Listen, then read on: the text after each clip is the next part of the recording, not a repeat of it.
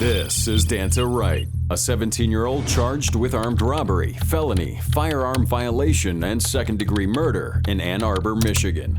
On October 4th, 2016, a maintenance man at an upscale apartment complex was going through his daily routine when he stumbled upon the body of 18-year-old Jordan Klee, shot to death in the grass. Through investigation, police discovered that Klee was shot during a robbery attempt, and the robber was none other than 17-year-old Danta Wright, Klee's friend and high school classmate. In court, Wright fully confessed to his crime. And who are you going to rob? Jordan Klee. And as a result of that armed robbery, what did you do with that gun and Mr. Jordan Klee? Shot him. Where did you shoot him? On the top, by his head. And did you kill him with that shot? Yes. After pleading guilty, Wright watched as Klee's mother came forward to make her victim impact statement. I've lost my only child, my son, my baby, my friend. More than that, I've lost laughter and love. On the nights I manage to sleep, I wake up hearing my son scream for me, to then have to realize all over again, night after night, my son is dead, gone, taken. For what? Why? But as she kept reading, Wright did something unforgivable. Your why will never be better than his life. Your want will never trump my son's death. You get to live, get to wake up every day. Your life continues. After that, Wright was given the chance to apologize. But what he does instead will make your blood boil. Wright, what would you like to say? I just want to tell y'all, I'll be home soon. R.I.P. Keon. I love my family. That's all you got to say. Yes. Because of the plea deal, Wright thought his sentencing would be easy, but he couldn't have been more wrong. But watching you sit there and smile and laugh and shake your head like this was no big deal, I'm very tempted to just say, I'm not going to accept this sentence agreement. We'll go to trial, and if you're convicted of felony murder, you'll go to prison for the rest of your life. That means you'll die there. That's what I'm tempted to do. Wright's smile quickly disappeared. However, because Klee's mother didn't want to go to trial, the judge went forward with the plea agreement, sentencing him to 25 to 50 years in prison. This was Wright's mother's reaction to the news. I'm sorry for her loss, just as well as mine. My son was supposed to graduate this year too, and I mean, it's just bad all the way around. So, Klee's lack of remorse is infuriating, but what happens when the defendant is so insecure and jealous that he leaves his victim's body in 4 separate pieces? This is the case of Matthew Borges, who's facing charges for beheading his high school classmate in Lawrence, Massachusetts. On December 1st, 2016, a passerby found a headless body along the banks of the Merrimack River. Authorities feared the body belonged to 16-year-old Lee Valoria Paulino, who had gone missing the month prior. I'm afraid. I hope it's not him. It's your son? Yes, it's my son. However, after finding the body, search parties located the head a short distance away. After that, authorities confirmed it was Valoria. The medical examiner explained just how gruesome the murder was. When we opened the body bag, there was a decapitated body with no hands. There was a separate body bag with a head. Major blood vessels and structures of the neck were severed. Valoria's father said that his son disappeared while walking with a friend on the banks of the river. That friend was 15-year-old Matthew Borges. During interrogation, this was Matt's story. We left to the river to smoke. After that, it was like 6:30, we were still smoking, and I left around 6:45 to 7. However, the evidence told a very different story. Inside Matthew's dresser drawer, police found an incriminating piece of evidence, a kill note. Kill him. Bring duffel bag, wear gloves, clean up mess, wear bags on shoes, wear clothes you don't care about. This handwritten note gave instructions on how to kill Valoria. But even worse, police found something even more incriminating in Matthew's text to his girlfriend. I think of killing someone and I smirk. I like the sound of it. The idea of causing pain on someone who's getting in my way or causing me pain. Allegedly, Borges suspected that his girlfriend was cheating on him with Valoria, which made him incredibly jealous. Jealous enough to stab this poor boy 76 times and decapitate him. In court, Borges was emotionless as his ex-girlfriend exposed his jealousy. He yelled at me about being friendly with me.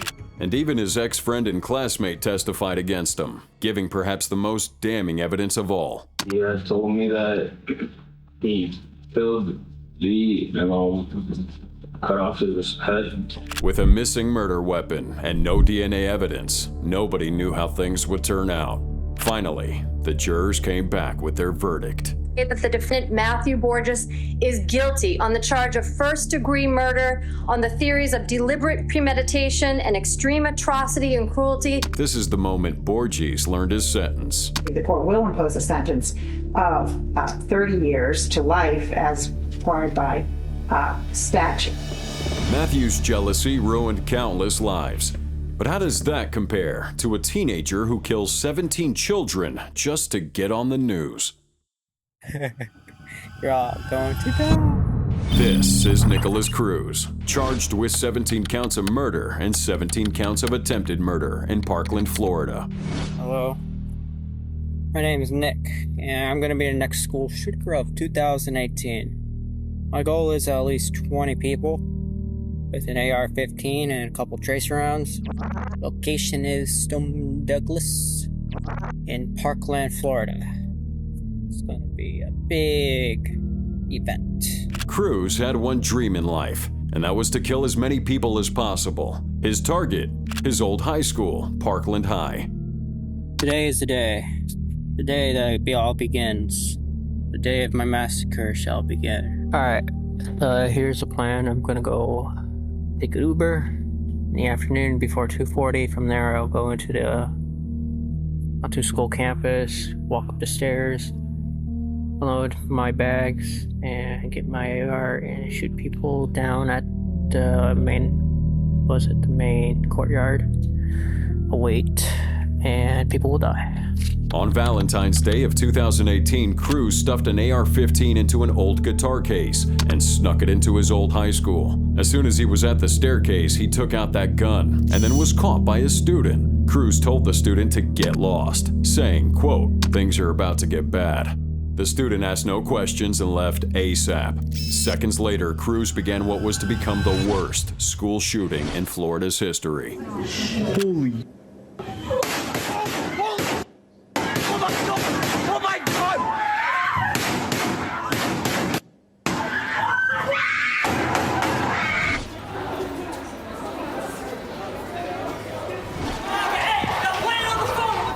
Cruz killed 17 people and injured 17 others before he escaped to a nearby park, where he was caught by police. What's going on today, bro?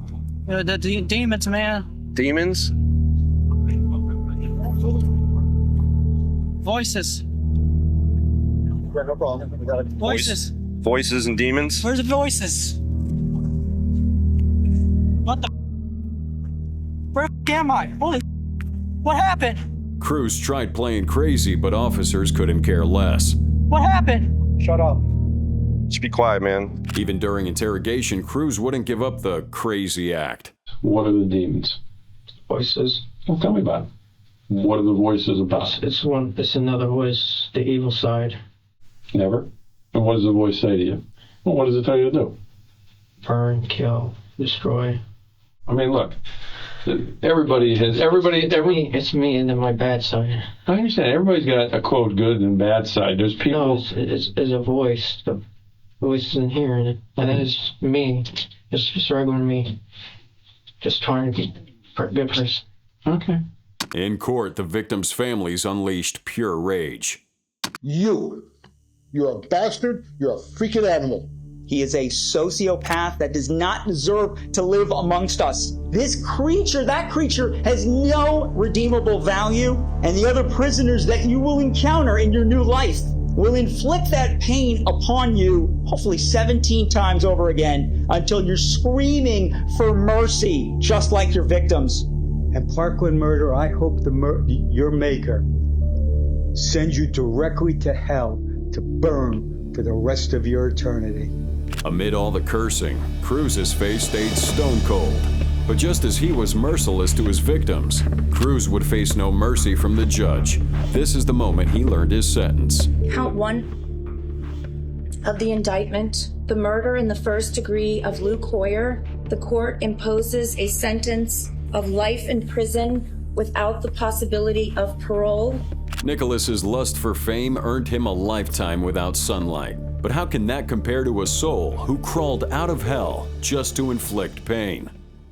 This is Alyssa Bustamante, charged with first-degree murder in St. Martin's, Missouri. On October 21, 2009, 6-year-old Emma was playing with her neighbor, 9-year-old Elizabeth Olten, in the woods behind Olten's house. But in those same woods, something goes terribly wrong. He was outside playing with Elizabeth, and then shortly after that became stuck in some thorn bushes and was crying and screaming for help. Was crying for her sister, saying, "Alyssa, come help me." Her sister, 15-year-old Alyssa Bustamante, came to her rescue, hurt from the thorn bush. Emma went home, but Olten was never seen again. The FBI gets a search warrant for Bustamante's room, and what they find was disturbing.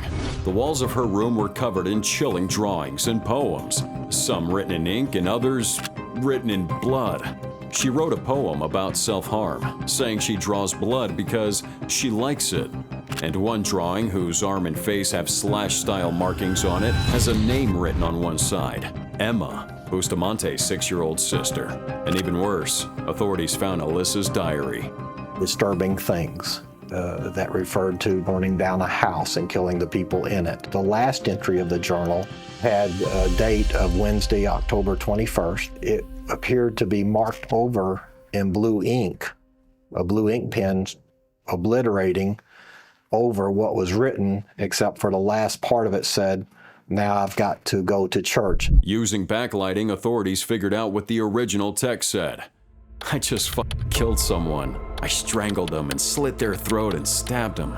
It was amazing. I gotta go to church now. LOL." With that, police take Bustamante into interrogation. Because she's a minor, Alyssa's grandmother, who's her legal guardian, and a caseworker from social services are also in the room with her. At first, Bustamante refused to crack, but after just half an hour of interrogation, she broke down. We just mentioned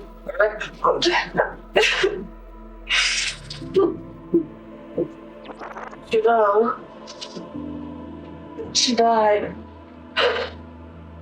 I didn't know what to do. So I burned her body because I didn't like it.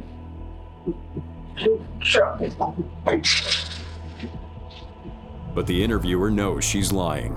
How did you kill her? She died. How did she die? 9-year-old girls don't just die. We were messing her out. Then she fell back and hit her head. Then the interviewer asks the critical question. Was her throat cut? Yeah. This is the moment Bustamante's grandmother realizes that her granddaughter is a murderer. Even after she left the room, her screams are still audible from the hallway.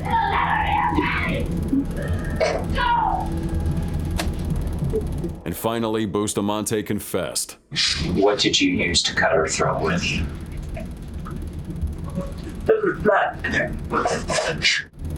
Did you stab her? Afterwards. How many times did you stab her? 2. I think. After that, Alyssa led detectives to Olten's body, which was buried in a shallow grave in the woods. With a confession, murder weapon, and a body, Bustamante's fate is almost certain. In court, she pled guilty to second-degree murder in order to evade a life sentence. However, it didn't go as planned. The judge still gave Bustamante a life sentence, plus an extra 30 years.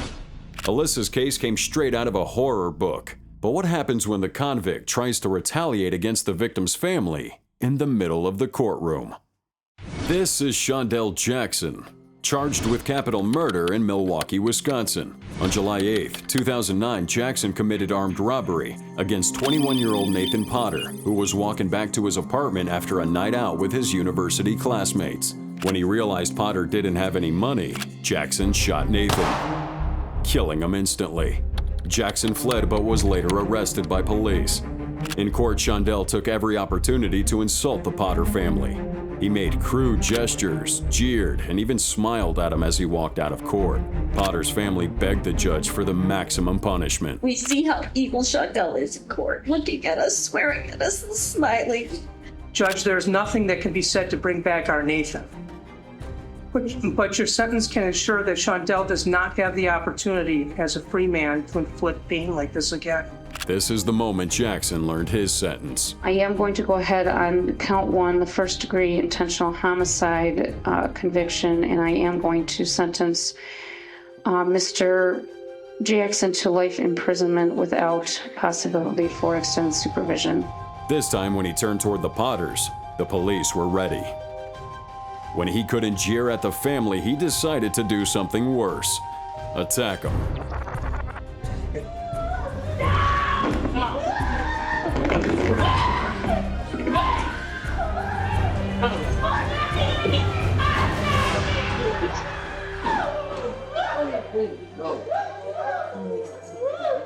Thankfully, he never got the chance, but Jackson wasn't the only one causing a scene.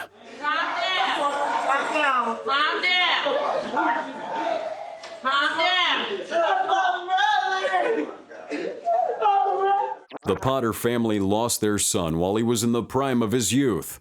But how does that compare to losing a child who hasn't even had a chance to live? This is Dylan Schumaker, charged with murder in Springville, New York.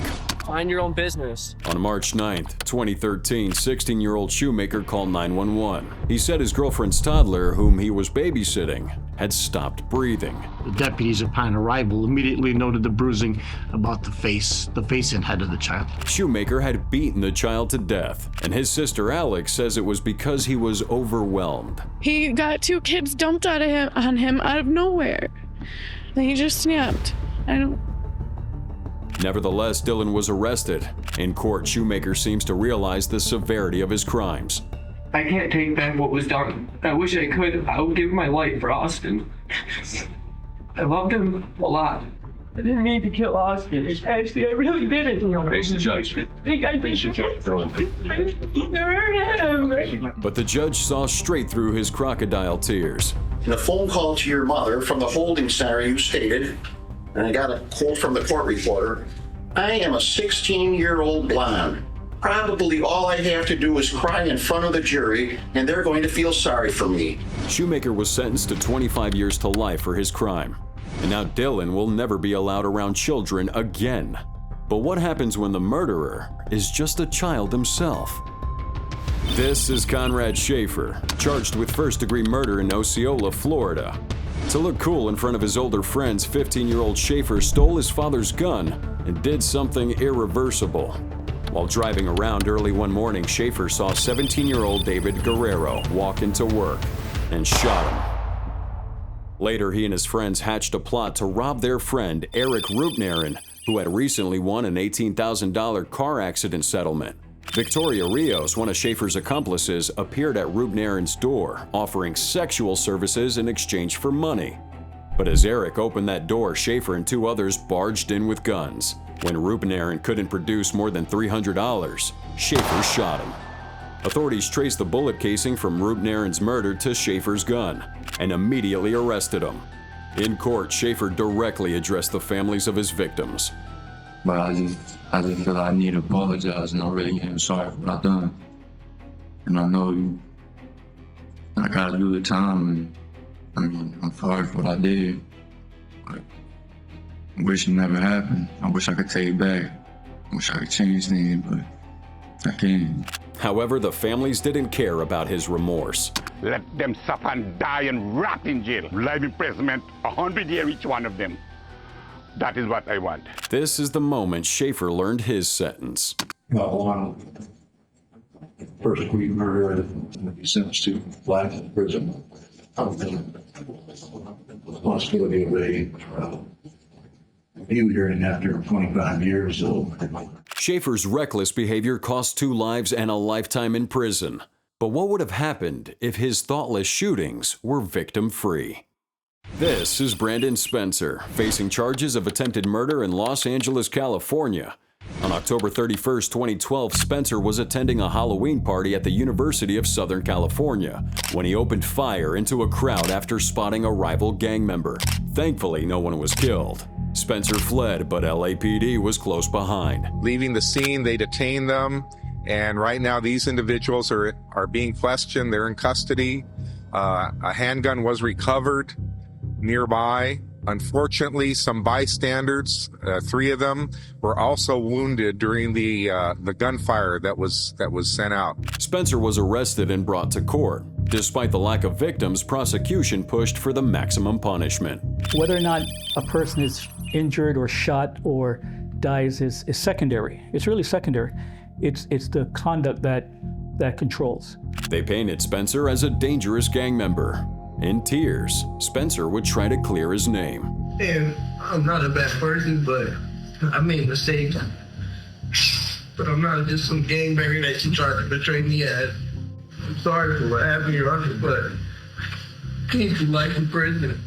Then Brandon was forced to face his punishment. Minimum period of parole eligibility is 15 years plus 25 years of life in accordance with Penal Code Section 12022.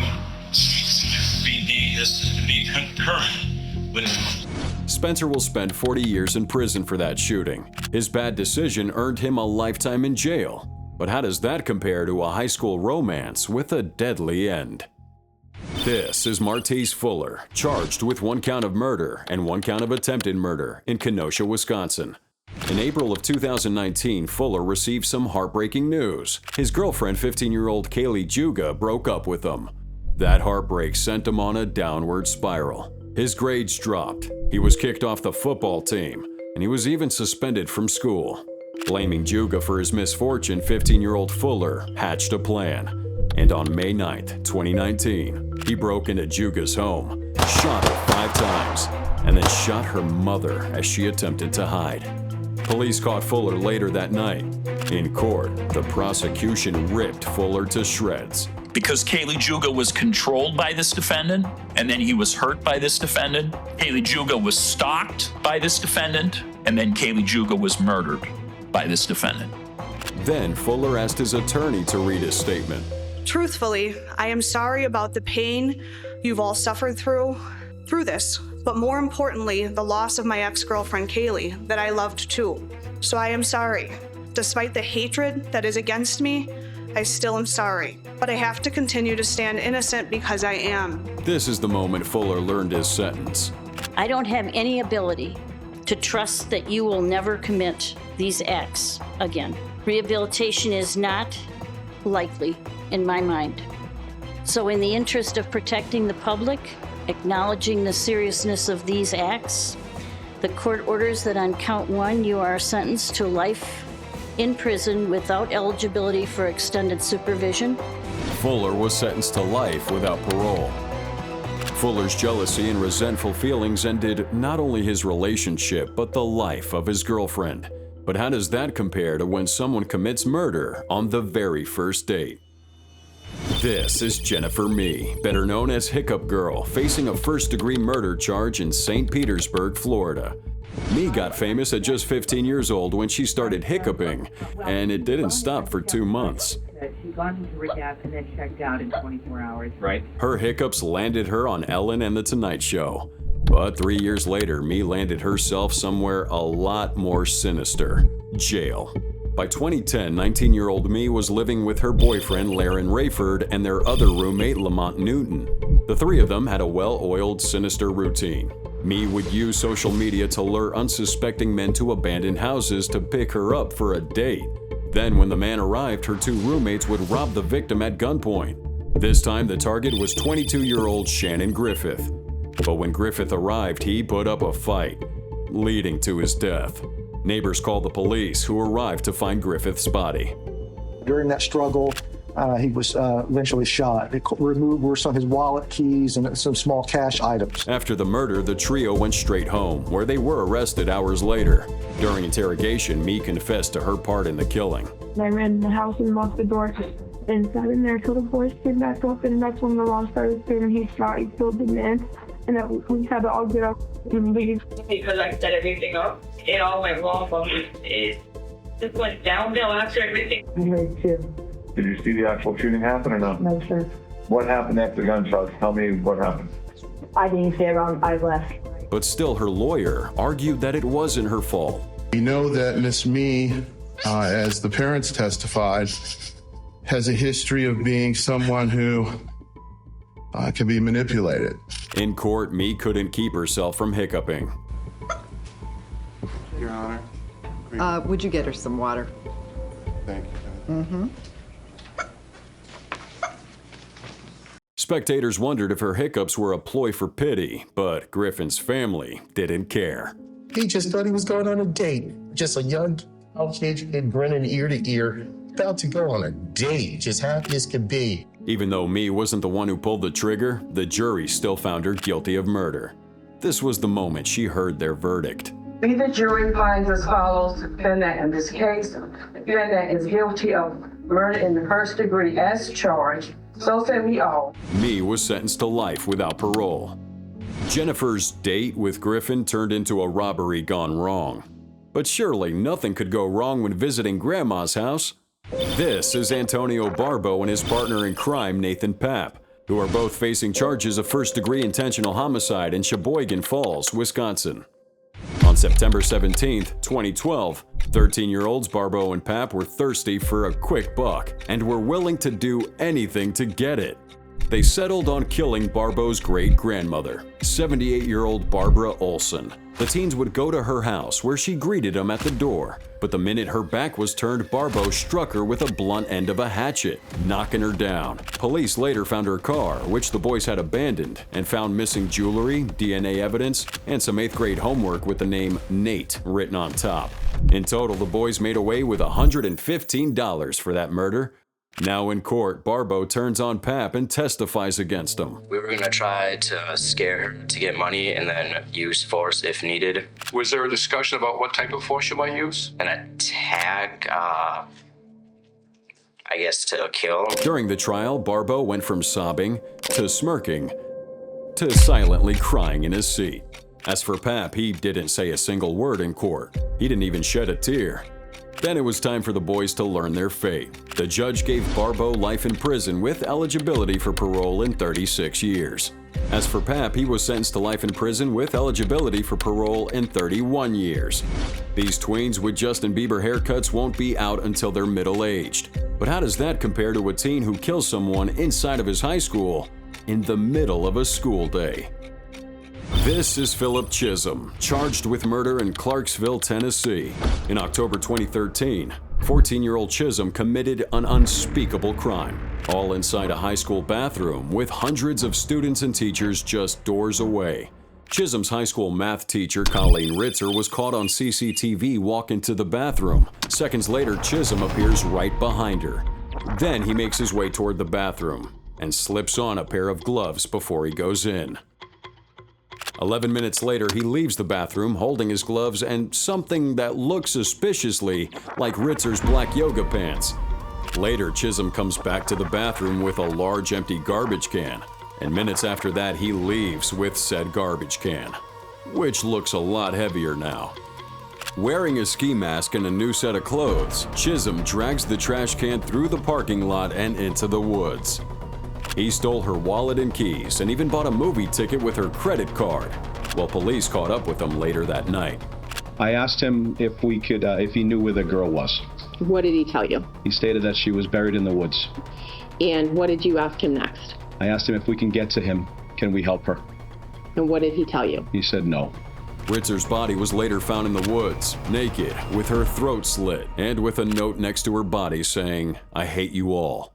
Chism was given first-degree sexual assault, armed robbery, and first-degree murder. With CCTV evidence, a murder weapon, a body, and a confession, there was only one thing Chism's defense attorney could do: Philip Chism killed Colleen Richter. He had been suffering from a psychotic disorder since the age of 10. She went for the insanity defense. But would it be enough? This is the moment Chism learned his fate. The defendant violently raped Colleen Richter. He viciously, brutally, and senselessly attacked Colleen. When the defendant was finished in the bathroom, he put Colleen Richter inside a recycle bin, wheeled her to the woods, and pulled up her shirt, exposing her breasts. Thereafter, he spread her legs and inserted a large tree branch inside her.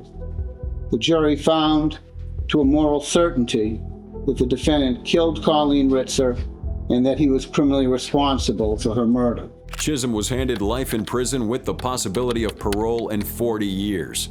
Chism's dark fantasies led to a despicable murder. But how does that compare to a forbidden romance that turns deadly? I don't know what to say. Welcome back to our YouTube channel. After murdering day 3 after murdering somebody. Wow! Don't put that on the camera. This is Sierra Halseth and Aaron Guerrero, who are both charged with murder, conspiracy to commit murder, credit card fraud, arson, and robbery in Las Vegas, Nevada. 16-year-old Sierra and 18-year-old Aaron were madly in love, but when their parents forbade them from seeing each other ever again, they became desperate enough to kill. In early April 2021, the couple would ambush Sierra's 45-year-old father, Daniel Halseth, inside his house.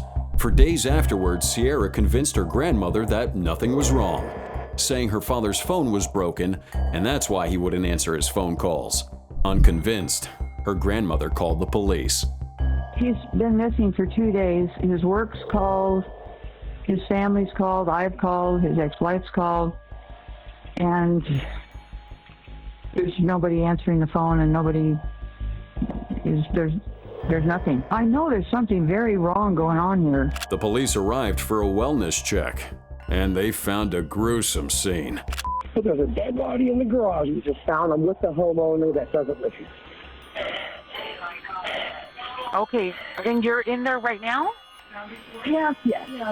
Daniel was found partially dismembered and burned, with bloodied knives and saws scattered around him. Aaron and Sierra were nowhere to be found. Days later, Daniel's credit card was swiped over 400 miles away in Salt Lake City, Utah, alerting police to the couple's location. They were arrested shortly after. In court, Halseth showed no emotion, even as she claimed that her father abused her. He locks me in place and starts pushing me and hitting me around. Disgusted, her family completely disowned her. But they both should have gotten death for the life they took. Your son is the victim and the killer is your granddaughter. Can you talk about that? Well, she's not my granddaughter. Meanwhile, Guerrero started to feel the weight of his crimes. I asked for forgiveness as I get sentenced today, and I hope we're going to see a little peace. He apologized, but it was too late. This is the moment Halseth learned her fate. On count 1, you're going to be sentenced to 48 to 120 months in the Nevada Department of Corrections. On count 2, you're going to be sentenced to life in the Nevada Department of Corrections with the possibility of parole after 20 years has been served, plus a consecutive 24 to 60 months in the Nevada Department of Corrections for the deadly weapon enhancement. Next, it was Guerrero's turn. On count 1, you're going to be sentenced to 48 to 120 months in the Nevada Department of Corrections. On count 2, you're going to be sentenced to life in the Nevada Department of Corrections with the possibility of parole after 20 years has been served, plus a consecutive 24 to 60 months in the Nevada Department of Corrections for the deadly weapon enhancement. They both got life with the possibility of parole after 22 years. This couple killed to be together, but now they'll never be together again.